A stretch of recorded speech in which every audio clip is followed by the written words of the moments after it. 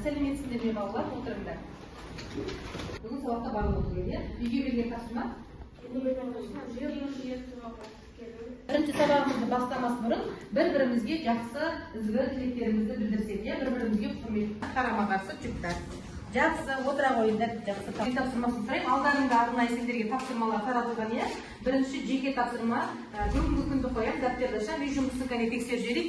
Бірінші тапсырма бізде жалған және ақиқат және жалған деген тапсырманы орындайық.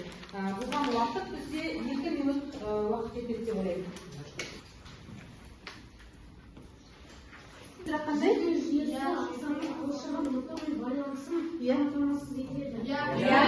Келесі, Малика оқып.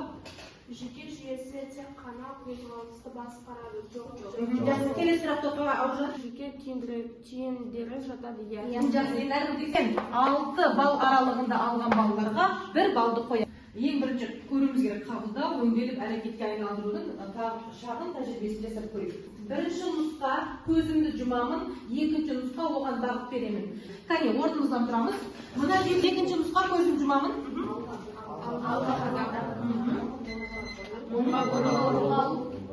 Арқылы өзіміздің жанымыздағы жұмысқа сенім мен және есту қабілетімізді тексердік. Құлақ арқылы естідік, оны миымызбен өңдедік, одан кейін аяғымыз қимылдады. Бәрі бір уақытта, бір ырғақпен жұмыс істеп тұр. Деп қолын әп сәтте тартып алды. Бізде оқу бағдарламасына сәйкес берілген оқу мақсаты жүйке жасушасының компоненттерін анықтау. Бүгінгі сабаққа сіздерге қойылып отырған мақсат оқушылардың жалпы нейронның негізгі компоненттерін дендрит, аксон және денесін атайды және суретін көрсетеді. Видеода жүйке жүйесінің қызметтері, яғни біз нейрон мен аксон дендриттер туралы білдік. Жалпы нейронның денесі дегеніміз бұл жасуша орталық. Келесі дендрит дегеніміз өзі, ол дендро деген ағаш сөзінен шыққан. Мендегі жағдаятты оқып, сұрақтарға жауап бердік.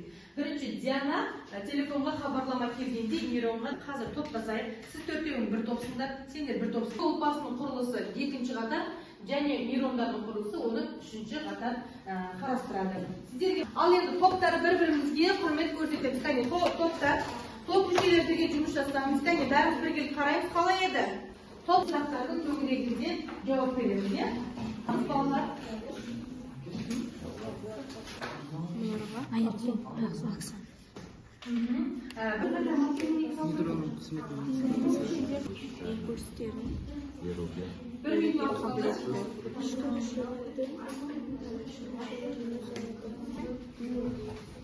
Жақсы болды, уақыт бітті, аяқтайын. Жүйке жүйесінің негізгі қызметтері олар қандай алуға жауап береді және жүйке отбасының негізгі бөліктері болады. Нейрондарда жүйке импульстерін беруге қабілет. Мысал келтірмей жатыр ма? Бірінші топтың мен мысалды естіген жоқпын жаңа балалар. бұл жасуша бізде ядро деп аталады. Және көрсетемін. Бізде нейрон денесі мысал келтіретін болса, нейронның негізгі бөлігі, яғни ішінде ядросы бар, ақпаратты өткізеді. Ал бұл аксон. Оған мысал келтірсек, ол ұзын өсімді сигналды нейрондарға басқа жасушаларға. Барлығы қамтылды ма? Мен екінші топтың, екінші топқа барлығы қамтылды деп. Үш қоям, бүкіл сындырып, жақсы айтып берді. Үшке бағалаймыз, себебі олар әр нәрсені дұрыстап, түсіндіріп, жақсылап айтып берді. Жақсы, молодец, жарайсың. Дендрит қабылдайды.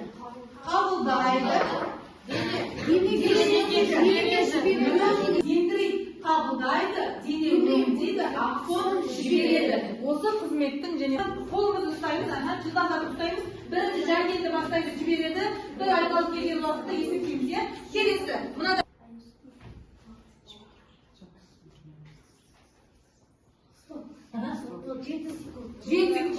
қолымызды былай қысу арқылы импульс жібердік, бірімізден кейін біріміз қабылдап, оны өңдеп отырдық. Біздің ағзамызда да дәл осындай процестер жүріп отырды. Жақсы, рахмет, отырайық.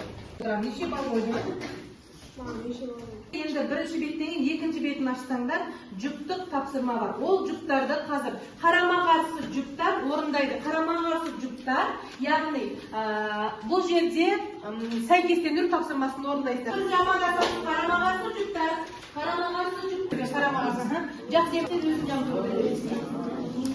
Екінші тапсырманы ол зере айта ғой. Соны қаттап құзырын үйрету қамтамасыз етеді. Жақсы бала. Бір балмен бағалайды. Не жұмыстарда төрт балам. Бағалау бар. Сіздерге берілетін тапсырма, я жоқ тапсырмасын орындауға. Тек қане. Бала не? Биологиялық тапсырма орындай. Жеке отбасының негізгі жасушалары нейрондар. Дұрыс па? Әркім өзі жеке орындайтын жеке тапсырма. Ешкімнен көшірмеймін. Әркім жеке өзім орындайды. Екі тапсырма. Үш тапсырма жарайсың. Екі тапсырма. Жарып үш тапсырма. Мектеп тигенде жеке жерлер қолды күйгеннен қолды тартып алған. Жақсы, молодец, өте жақсы. Не болмаса, өзіме үш рет қошеметтеймін. Әркім өзі белгілеймін. Үшеудің қолы белгілі параққа белгілі қоямын. Сократик бойынша кері байланыс беріп жіберсеңіздер. QR кодпен өте беремін, панеллеймін.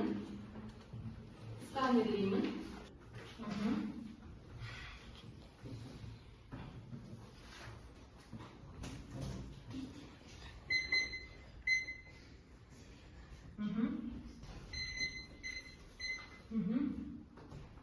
Жақсы. Мен көрдім, балнұр жұмыстер орындап жатыр екен, жасы Малика. Молодец, жақсы. Орындатпа қалғанымыз қайда? Қалған жылдам, тез. Жангелді, тез, я жоқ. Жақсы. Біздің женегі алған сараптамамыз бойынша 90 жалпы жиыны 98%-ды қамтамасыз еткен екен. Кейбіреулердің мен сіздерге подряд ссылка салдым. Сол бойынша подрядке кері байланысты беріп жіберсеңіздер. Бүгінгі сабақтан не үйрендім, не ұқтым, және кері байланысым қалай болғандар подрядпен бере беремін.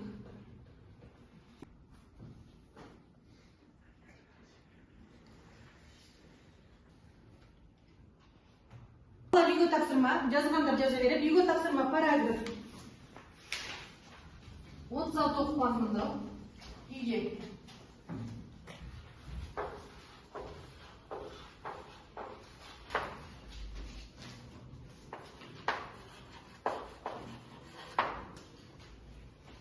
Кері байланыс берем дейді.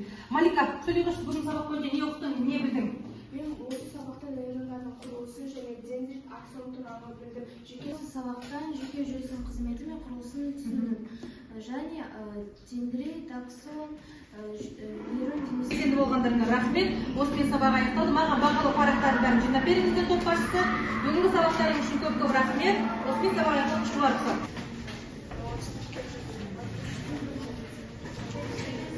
рахмет.